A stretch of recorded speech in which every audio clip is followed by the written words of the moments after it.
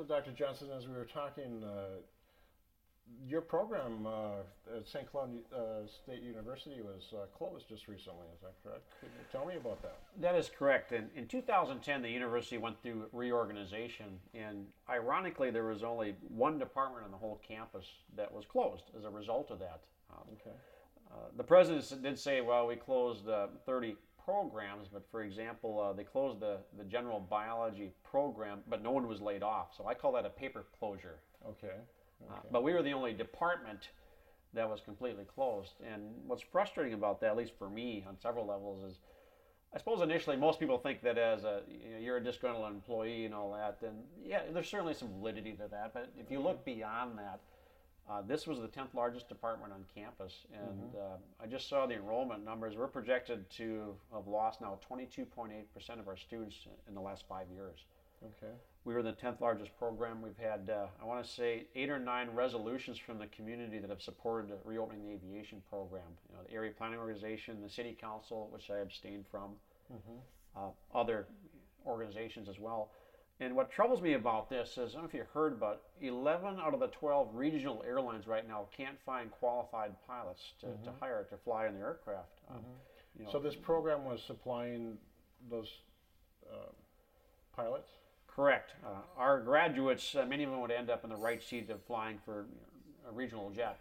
Or some of our students in the management track would become entry-level workers for Delta or United Airlines.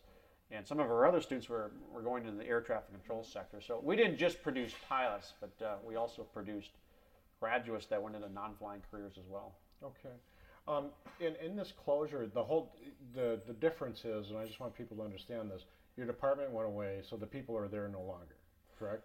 Correct. We went through a teach out because apparently the way it works is once they announced the closure in 2010, the students who are in the program were allowed to stay and graduate. Okay. And what was really telling for me is that the students didn't just up and leave. They didn't up and transfer. They stayed in our program. Okay. That's why it took. And finally, the department officially closed this past June. Okay. So that was 4 years to completely close this program. You know, it's the 10th largest program. The university president wasn't aware there was a 10th largest program until things started to unravel. Okay. And we really tried to convince him to change his mind because something else is 49% of the operations at our airport were flight training students. So that's a loss to the community. There's a critical shortage of airline pilots that are needed. Our students, they got jobs. In the College of Science and Engineering, aviation was, I think, number 2 as far as graduate placement. It's been around since 1945. The one, there's a couple pieces as we're talking here, and I want my listeners to be aware of is that there's been processes that you've gone through. Correct. The meetings, the public hearing kind of things that are quite available, correct, to people if they do a search online or anything like that. Is that correct? Correct. In closing an academic program, there's about 12 steps you have to complete. The Minnesota State Colleges and Universities, it's 3.361, and that's online. You can look at that. Okay. You know, it says you have to look at graduates, placement, that type of stuff.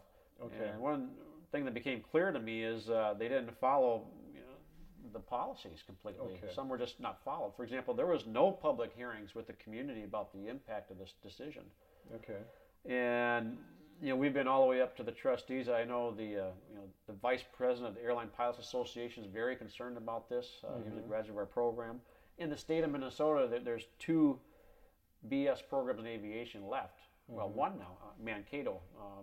St. Cloud State had the only accredited program in the whole state. And I want to so this was an accredited Correct. program. This was an accredited. Now you had a facility. Part of this facility was built. Is that correct? There's a new $24 million facility.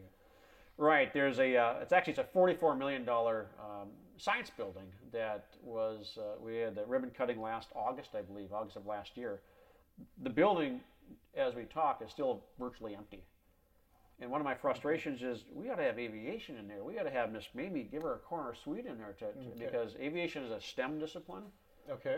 Another exciting area is drone activity. Camp Ripley, just north of us, is looking at drone activity. I think they're involved in it already.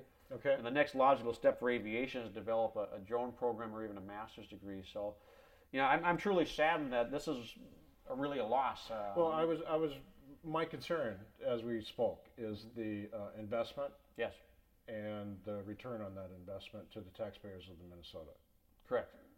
It, as I reviewed the numbers, it didn't make sense to me and I was not aware of this issue as fully as I am after doing some research, which I recommend to anybody on any topic is to do some research and check it out and talk to people about it. So as we were talking, this has come out. You're doing it, and I'm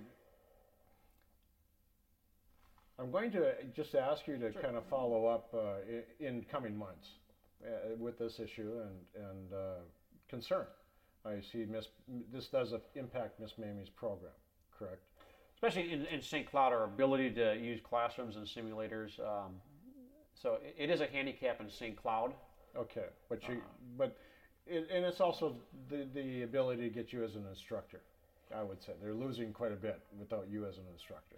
Yes, and there may be some ways to do this independently, perhaps, and all that, and we haven't really explored the details of that, but yes. I've been spending a lot of time on this because at the end of the day, even as a council member, I don't like to make what we call emotional decisions. Yes. What does the data say? Yes.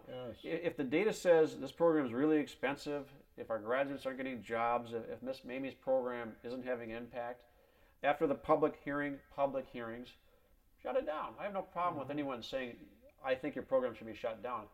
Fine, make the argument, but back it with the data. The financials have to basically speak that too as well. Our enrollments and all of that. I mean, that's how you make decisions in life. When you buy a home, you might say, "Oh, it's a beautiful home. I love it." Well, it costs $4 million. Well, I only have $20,000 in the bank. Unfortunately, the reality is you gotta make decisions based on data and numbers. Okay. And it's in my opinion when I look at the data and the numbers, it doesn't substantiate a closure of this And I think that's also important. It's like your opinion, correct? Yeah. This is your opinion, and other people have made that have the authority to make the choice.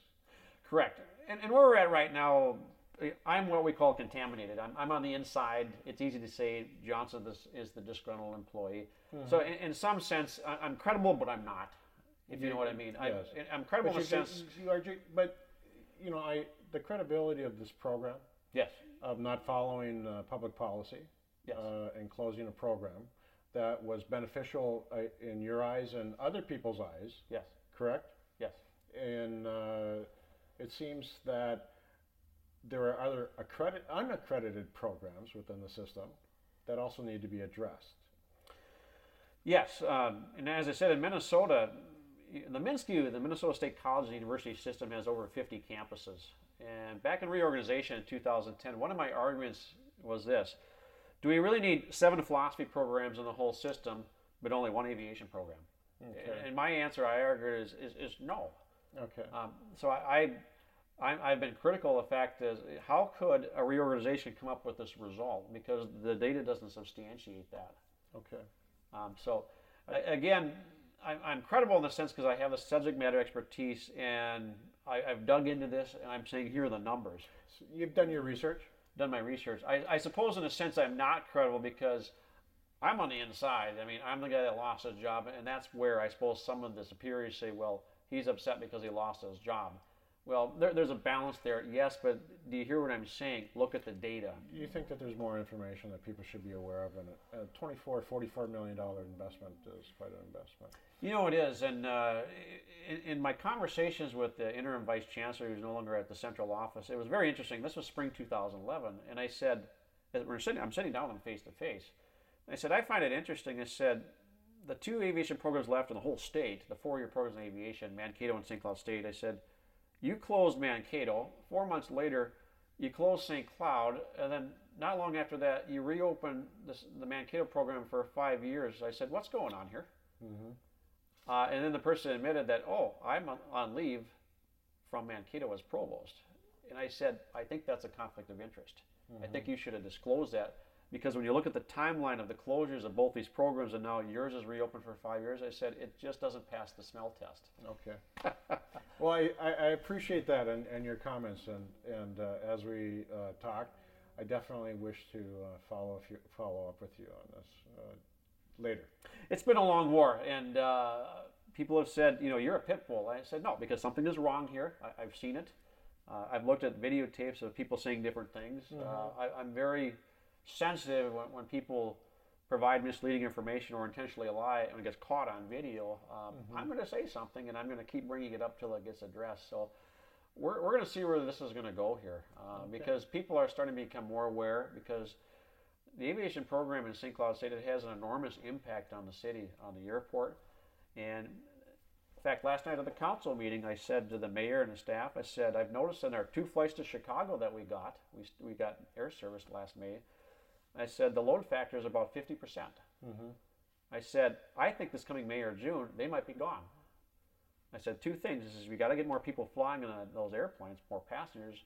And by golly, they're short on pilots. We got to help them get pilots, maintenance technicians, managers, and all that. And by shutting down this program without a public hearing, I think that's bad policy. Bad policy. Yes, that's great. So that's my 2 cents on it. I really thank you very much for your time, sir.